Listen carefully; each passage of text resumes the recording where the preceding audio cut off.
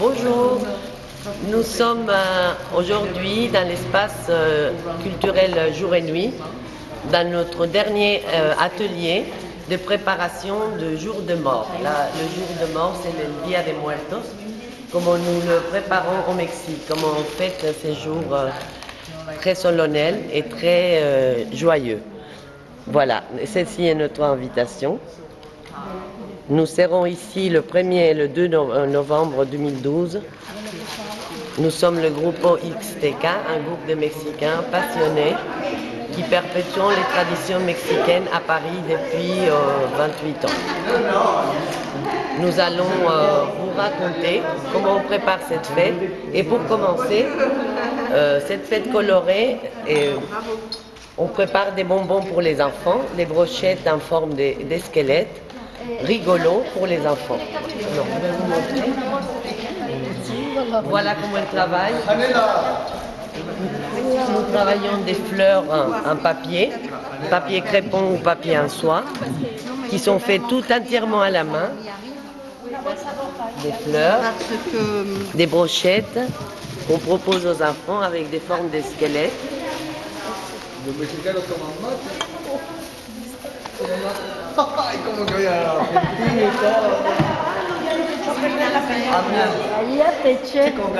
L'ambiance est festive. Ici, nous préparons, comme la tradition le veut, des squelettes, des calaveras et des têtes de mort en sucre. C'est une des plus belles traditions du Mexique, à savoir que nous préparons une pâte à base de sucre glacé pour construire des calaveras. Et d'après la tradition, chaque enfant réclame avoir sa calavera, sa petite tête de mort, le jour de mort. La calavera peut porter le nom de la personne vivante ou décédée, et c'est la personne décédée, c'est à la mémoire de la personne, étant donné que l'offrande de mort est dédiée aux défunts. C'est une des plus belles traditions. Rosita, elle prépare en ce moment la pâte pour la décoration des calaveras en sucre. El betún. Mais nous fabriquons aussi des calaveras, des têtes de mort en plâtre, en papier mâché. Et comme vous pouvez on peut voir ici, Cine travaille sur une tête de mort très colorée, très, très belle. Chaque calavera est faite à la main, donc elle est unique. Et ça, c'est un plâtre. Voilà. Nous avons aussi des piñatas. Elle n'est pas terminée, mais nous travaillons au Mexique.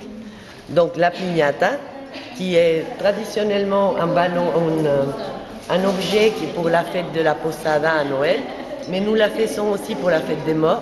En ce moment, elle est en plein travaux. Et c'est du papier mâché et on va la décorer avec des picots, avec des pointes, de toutes les couleurs en papier aussi. Nous vous montrerons ça un petit peu plus tard. Et alors, et pour le... Je vais vous raconter aussi l'histoire de la Catrina. Oui, la Catrina, c'est un personnage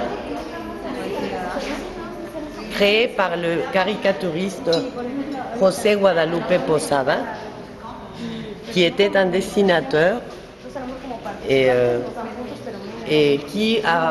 c'est lui-même qui a créé des personnages en squelette, en tête de mort, pour se moquer aussi bien des événements politiques que des faits divers dans la vie de la société mexicaine. Posada a créé la Catrina, qui est un personnage qui, à l'origine, lui, il a appelé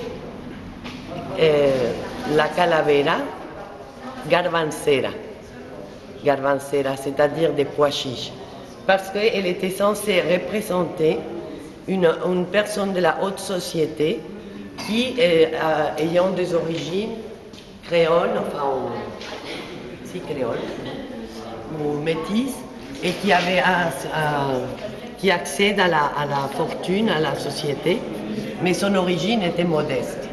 Une fois qu'elle devient riche, elle veut accéder à la société, elle s'habille comme une bourgeoise, et à cette époque, nous sommes à l'époque de Porfirio Díaz, et c'est une période d'affrancissamiento, c'est-à-dire l'influence de la France et de la culture française est très forte au Mexique. Donc la Caterina va apprendre un aspect des femmes bourgeoises du 19e siècle français, avec son chapeau, sa robe et son comment on appelle ça, son ombrella, son parapluie. Voilà. C'est le peintre Rivera qui va immortaliser avec ce personnage avec le nom de Catrina, qui ressemble aux Catherinettes en France.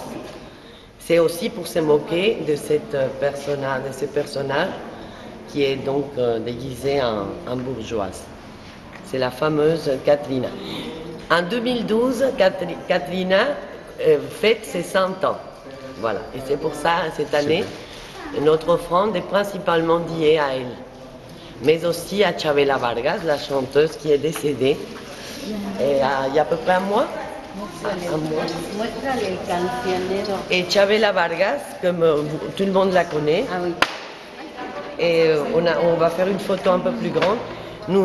Comme nous dédions toujours à nos chers morts les offrandes, elle sera un des personnages principaux de cette offrande, parce qu'en plus qu'elle est une grande chanteuse mexicaine, même si elle était d'origine de Costa Rica, costarricense, elle va vivre toute sa vie au Mexique, voilà. Et elle chantait La Llorona et toutes les chansons populaires du Mexique. Voilà un autre exemple de notre offrande. Nous voyons, qu'est-ce qu'on met dans l'offrande? C'est un autel dressé aux morts, où on trouve obligatoirement du tequila, des plats dont le défunt aimait, donc on va lui offrir ce jour. On est censé recevoir les morts, donc on lui fait des plats préférés. Des tamales, comme c'est la tradition. Ce sont des plats à base de pâte de maïs, enrobés d'une feuille de maïs et de banane. Les traditionnelles calaveras ou têtes de mort en sucre ne manqueront jamais dans l'offrande, aussi bien que le papier picado, c'est des papiers de soie qui est gravé à la main et aussi piqué d'une façon traditionnelle, coupé, pour montrer les motifs des têtes de mort. Il y a le pain de mort aussi qui est essentiel. C'est un pain spécial qui s'appelle pain de mort. Les petites décorations rappellent les petits os. Donc pour le distinguer d'autres pains, celui-ci nous rappelle les morts avec les petits os aussi. Et il est très parfumé à la fleur d'oranger et à l'anis. Un élément essentiel de l'offrande, c'est la fleur des morts au Mexique, ça s'appelle cempasúchil. Cempasúchil, c'est l'œillet d'Inde. C'est la fleur orange qui est très belle et qui orne toutes les offrandes du Mexique. Du nord au sud, on trouve cette fleur.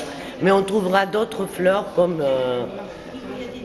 le glaïeul et aussi les chrysanthèmes un peu. Voilà.